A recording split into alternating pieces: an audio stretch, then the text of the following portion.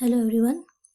In today's lecture, we are going to learn that how to print patterns on console.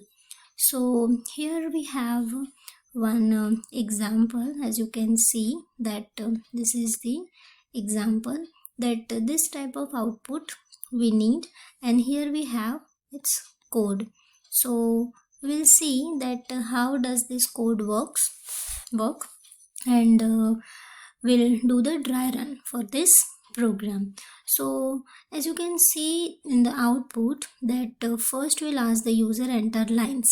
So based on the number of lines entered by the user, we have lines, right? Line 1, 2, 3 and 4. So suppose if I entered 5 or a 6 or a 7, so accordingly line will be increased. And here we have code. So what code says?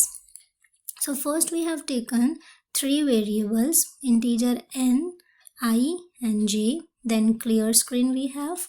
Then simply we have asked to enter the lines, that is printf statement, and we are storing lines in n variable.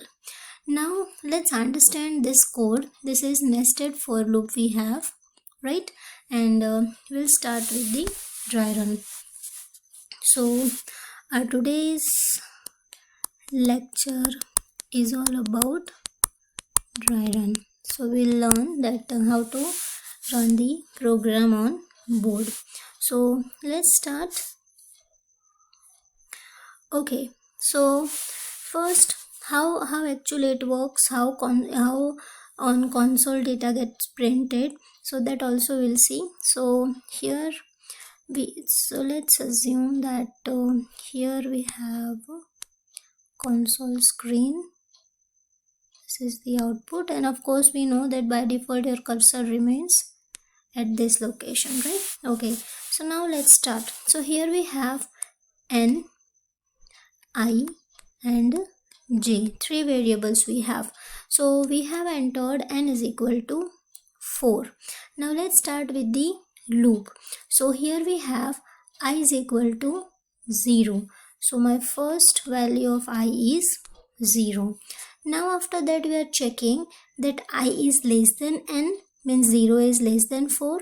Yes. So then we'll go inside this another loop. This is nested loop, j loop. Now j is equal to 0. So we have initialized j with the 0. Okay, then 0 is less or equal to I. The value of I is 0. So 0 is less than or equal to 0. Yes. So we'll come inside the loop and we'll execute and we'll print printf asterisk space. So this will be printed over here. Asterisk and then space. Right? The space. Okay. Now because first it will execute the internal loop, nested loop, inner loop. So j plus plus 1. So now again it will check over here, j is less than I, 1 is less than 0, no. So it will come out from the loop, and then we can see printf next line, means my cursor will go over here, right? And after that again we'll go to the for loop and we'll do the I plus plus, because i's value is 0. So now it will be 1, right? Okay, so after that 1, again it will check I is less than n, means 1 is less than 4. Yes. Then it will again come inside this loop, because this loop is getting started again. So again j will be initialized with the 0. So my now j is 0. Okay, 0 is less than or equal to I, means 0 is less than 1. Yes, it will come inside the loop and it will print star and space. So it will print star and space. So right now my cursor would be over here. Okay, now j plus plus, j will be 1. Again it will check 1 is less than or equal to 1, because i's value is 1. So 1 is less than or equal to 1. Yes. So it will again come inside the loop and it will print star space. So it will print star and space. So right now the cursor is over here. again it will go up, j plus plus, j will become 2. Okay, it will check j less than or equal to I, 2 is less than or equal to 1, no. So it will come out from the loop and it will print the printf next line. Means now this cursor will come over here, right? Okay, and after printing this, again it will go to the i's loop. So now my I will become 2. So 2 is less than 4, I is less than 4, I is less than n. So 2 is less than 4, yes, it will come inside the loop. Again this will iterate the j's loop. So again my j will become 0. So 0 is less than 2 because my i's value is 2. So again we are checking 0 is less than 2. Yes, it will come inside the loop. It will print.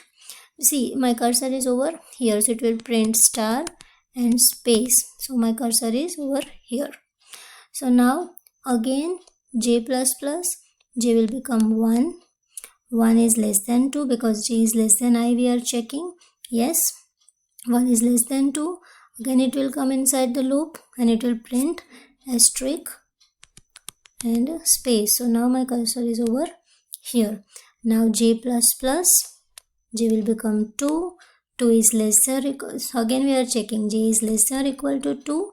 Yes, that is 2, right? My I is 2 and j is also 2. So now again it will come inside the loop and it will print asterisk and space. So currently cursor will be over here. Now again j plus plus, j will become 3. It will check j and I. We are comparing j and I. So 3 is less than or equal to 2. No, it is not equal. So it will come out from the loop. Right, it will come out from the loop and it will again go to the for and it will do the I plus plus. So my I will become 3. Right? Okay. So let's check 3 is less than n, that is 3 is less than 4. Yes, it will come inside the loop. So now again my for loop, j's for loop will get executed. So my j will become 0 again. Again we will see that 0 is less than 3. Yes, it will come inside the loop. Okay, we forgot over here that cursor will come over here because before the starting this for loop we forgot to execute this statement. So my currently cursor would be over here. So it will print printf star and space. So cursor would be over here. Okay, then again j plus plus, it will become 1. Then again it will print asterisk and space. J increase by 2 star space, it will become 3.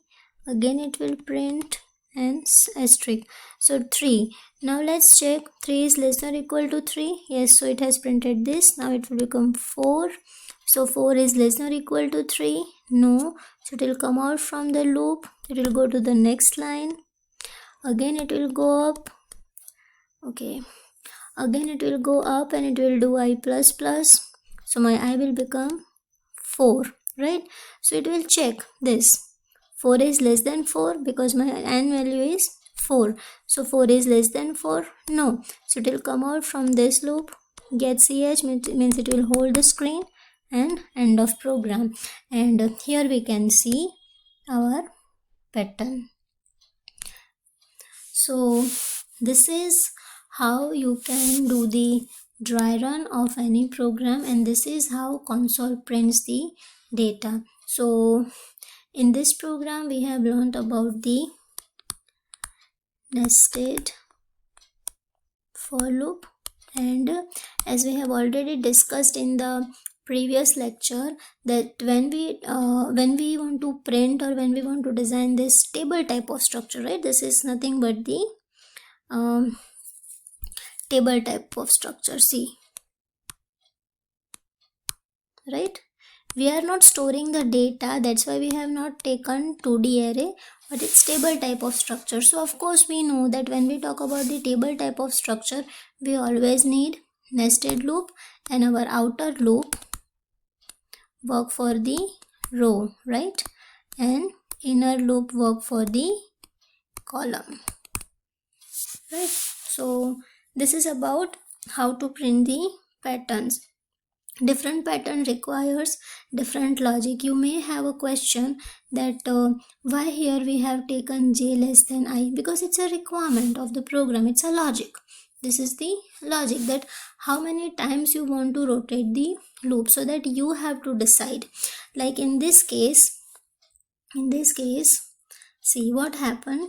In this case we have star star star